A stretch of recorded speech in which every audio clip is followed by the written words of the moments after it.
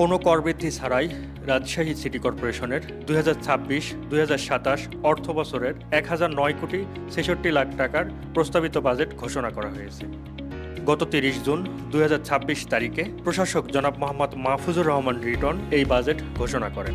প্রিয় সুধীজন, রাজশাহী সিটি কর্পোরেশনের 2026-27 অর্থ বছরে প্রস্তাবিত বাজেটে নাগরিকদের উপর কোনো নতুন কর বা বিদ্যমান কর বৃদ্ধির প্রস্তাব রাখা হয়নি। নাগরিকদের স্বস্তি বজায় রেখে উন্নয়ন কার্যক্রম ও সেবার মান আরও উন্নত করার লক্ষ্যে এই বাজেট প্রণয়ন করা হয়েছে। নগরবাসীর উপর নতুন কোনো করের বোঝা না চাপিয়েই প্রণীত এ বাজেটে নাগরিক সেবার মান উন্নয়ন, অবকাঠামো উন্নয়ন, পরিচ্ছন্ন নগর গঠন, পরিবেশ সংরক্ষণ, স্বাস্থ্যসেবা সম্প্রসারণ এবং টেকসই নগর উন্নয়নকে সর্বোচ্চ গুরুত্ব দেওয়া হয়েছে।